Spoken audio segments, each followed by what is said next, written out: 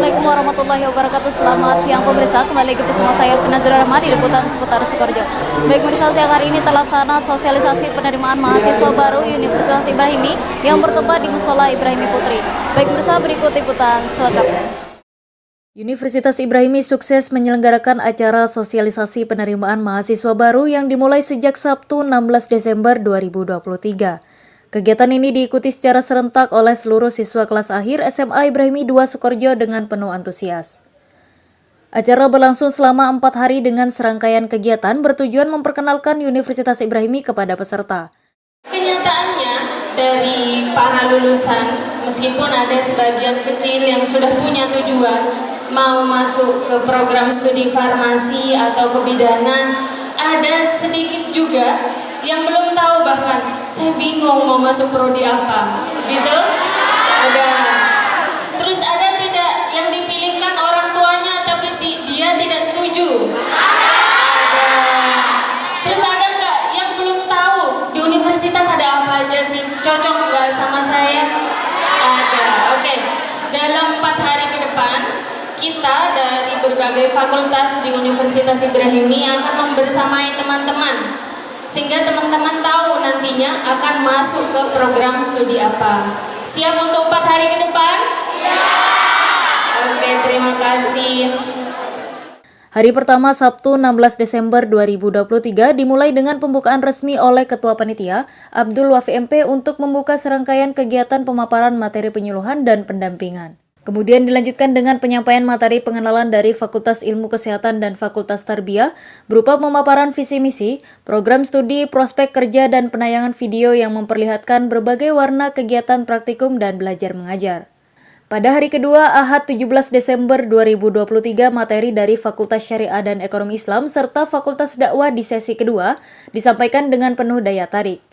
Profesi yang dibutuhkan di masa depan itu adalah HRD, Human Research Department. Jadi itu salah satu pekerjaan yang tugasnya adalah untuk memberikan fasilitas kepada karyawan, mulai dari dia sebagai calon tenaga kerja sampai dia menjadi tenaga kerja di dalam perusahaan, dan bagaimana memberikan fasilitas yang terbaik agar karyawan itu senang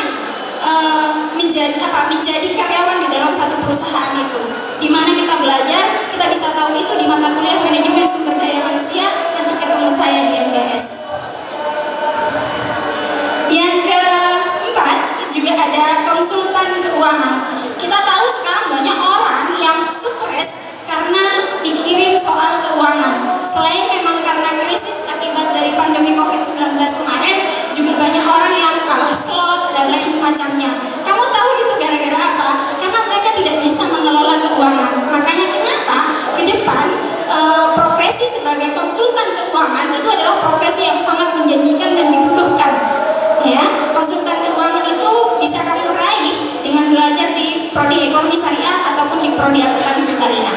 Di konsultan keuangan itu gak cuma jadi konsultan keuangan perusahaan sayang, tapi nanti akan ada pribadi-pribadi independen, jadi orang-orang yang datang ke kamu gitu ya untuk menanyakan tentang bagaimana pengelolaan keuangannya dia biar stabil.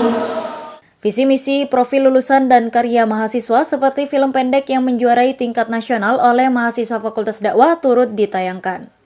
Sebagai mahasiswa Fakultas Dakwah juga harus memiliki nilai lebih, harus memiliki kemampuan berbicara di depan publik lebih baik. Kenapa? Karena basic ilmu yang diajarkan di Fakultas Dakwah adalah ilmu komunikasi. Nah, hari ini seusia kalian di luar sana setiap bulan sudah bisa menghasilkan uang ratusan juta. Ongkuan itu sudah ratusan juta. Kenapa? Karena memiliki kemampuan untuk menyampaikan pesan kepada masyarakat. Melalui apa?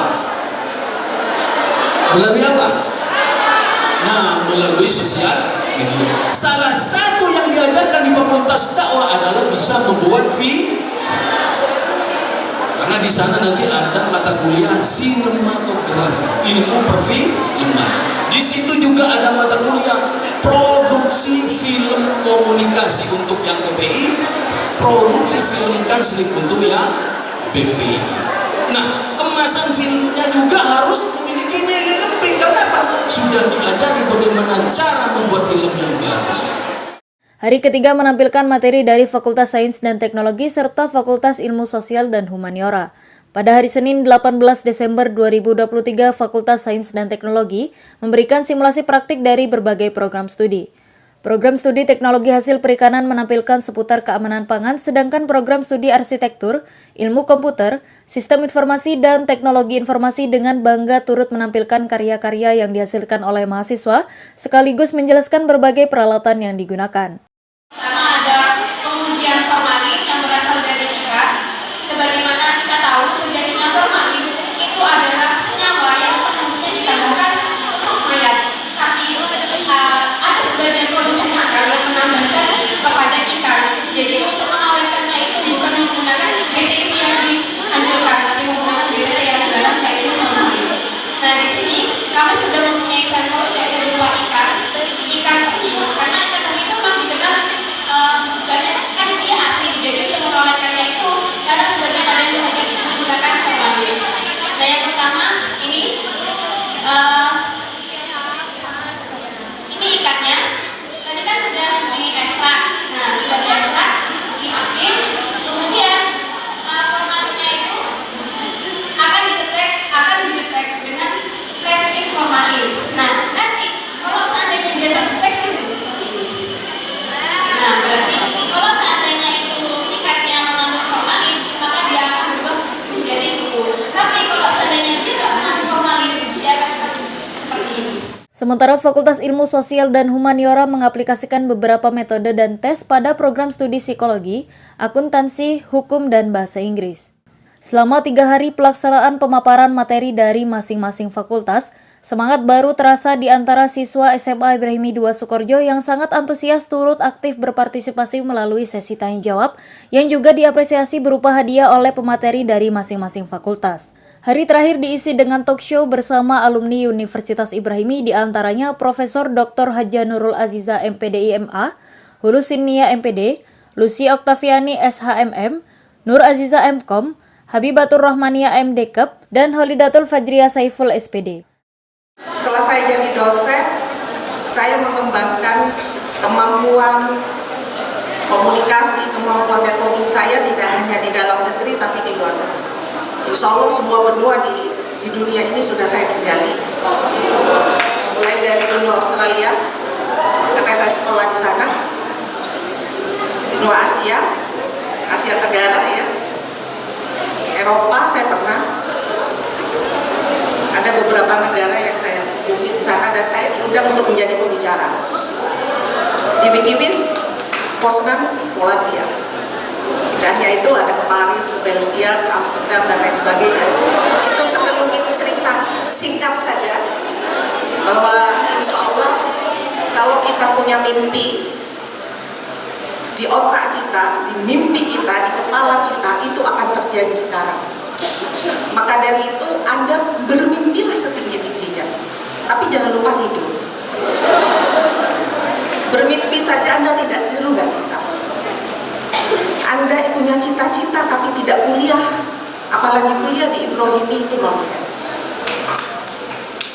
Maka itu saya tunggu ya di Universitas Ibrahimi, karena ini bukan, sudah kami buktikan, teruji dan terbukti. Jadi kami mampu eksis tidak hanya di regional, nasional, bahkan ke internasional. Dan kami bukan hanya traveling. Traveling itu bonus. Karena kami diundang hadir menjadi pembicara, menjadi dosen tamu, menjadi mengisi seminar di situ. Sisanya shopping dan jalan-jalan. Tapi tekankan bahwa itu risalah akademik, perjalanan akademik. Jadi niatnya jangan keliru ya. Niatnya jangan keliru. Insya Allah barokah itu nanti ada di hidup kalian. Sesi kedua acara fokus pada pemaparan program beasiswa dan prosedur pendaftaran mahasiswa baru oleh Wakil Rektor 3 Universitas Ibrahimi Dr. Insinyur Abdul Muhsin Emling, serta tim penerimaan mahasiswa baru yang memberikan informasi penting bagi calon mahasiswa. Situbondo ini namanya Situbondo Unggul ya Pak Wid ya. Pemkab Situbondo ini ada 6 mahasiswa yang mendapatkan beasiswa dari pemerintah Kabupaten Situbondo. Kemudian Pemkab Jember 10 mahasiswa. Kemudian dari BSI Bank Syariah itu ada 15 mahasiswa. Kemudian Kementerian BUMN ini dari Pak Erick Thohir 347 mahasiswa. Ini yang saya alokasikan untuk mbak-mbaknya yang mahasiswi yang kemarin kesulitan membayar UKT ya. Tidak boleh berhenti, harus tetap kuliah, kemudian nanti kita bayarin, diambilkan dari beasiswa Kementerian BUMN. Kemudian ada Basnas Sumeneb 2023 4 mahasiswa. Kemudian Pak Mihor tadi nanya ada yang tahfidz. Untuk yang tahfidz, Rektorat mengeluarkan kebijakan ya untuk mbak-mbaknya yang mahasiswa. Mungkin ada teman satu kamar yang mahasiswa, saya kemarin minta data ke tahfidz ke Ustadz Iqbal ya, ada berapa kira-kira mahasiswa dan mahasiswi Universitas Ibrahimi yang saat ini tahfidz, berapa juz Ustadz? Silakan, mau dari juz 1 sampai 30, sehingga terkumpul kemarin ada 188 mahasiswa yang sekarang ada di tahfidz ya. Amanah dari Pak Rektor, Pak Musik, saya ingin mengasih penghargaan mahasiswa tahfidz gitu ya. Ini namanya penghargaan akademik ya, non akademik ya. Jadi kemarin kita mengeluarkan kebijakan mahasiswa yang punya hafalan dari 1 sampai 10 itu kita bebaskan biaya utangnya. Kemudian 10 sampai 27 itu kita subsidi, kita bayari UKT-nya 1 semester. Kemudian yang 27 sampai 30 juz itu kita bayari selain UKT plus utang. Ini salah satu perhatian kita Universitas Ibrahimi bagi mahasiswa-mahasiswi yang sekarang ada di asrama tahfidz. Acara ini tidak hanya memberikan wawasan mengenai program studi yang dipaparkan, tetapi juga membangun semangat dan antusiasme baru khususnya di kalangan siswa SMA Ibrahimi 2 Sukoharjo untuk melanjutkan studinya ke jenjang pendidikan tinggi. Hari ini kita memaparkan tentang ta'aruf prodi farmasi dan self hipnosis untuk meningkatkan motivasi belajar bagi siswa SMA Ibrahimi. Harapannya untuk seluruh siswa SMA Ibrahimi bisa masuk kepada Fakultas Ilmu Kesehatan karena Fakultas Ilmu Kesehatan sudah mampu bersaing dengan universitas yang lainnya. Pada hari ini adalah hari ketiga di mana Universitas Ibrahimi melakukan sosialisasi penerimaan pendaftaran mahasiswa baru tahun 2024. Kita mengadakan sosialisasi mengedepankan 3 aspek. Yang pertama adalah aspek penambahan wawasan untuk siswa SLTA. Kemudian yang kedua adalah aspek informasi dan sosialisasi terkait prodi dan fakultas. Kemudian yang ketiga adalah informasi tentang keunggulan Universitas Ibrahimi dan beasiswa yang ada di dalamnya. Jadi sosialisasi kali ini kita menghadirkan tidak hanya apa itu fakultas, apa itu prodi, tapi saya ingin menanamkan bahwa siswi harus mengetahui dengan betul, mengetahui dengan relevan ilmu yang akan didapatkan nanti di prodi dan fakultasnya. Oleh sebab itu, kita berharap acara sosialisasi ini bisa berjalan dengan baik dan dapat menghasilkan calon mahasiswa yang nantinya masuk di program studi sesuai dengan apa yang dipilih, sesuai dengan passion dari keilmuan siswa dan siswi SLTA. Saya selaku perwakilan dari siswi SMA Ibrahimi, kelas akhir SMA Ibrahimi, merasakan begitu luar biasanya sebuah Universitas Ibrahimi, tidak kalah banding dengan universitas yang lain yang ada di luar. Harapannya saya untuk Universitas Ibrahimi ke depannya, Universitas Ibrahimi itu mendidik, mengkader sebuah generasi yang luar biasa dan Universitas Ibrahimi ke depannya lebih jaya.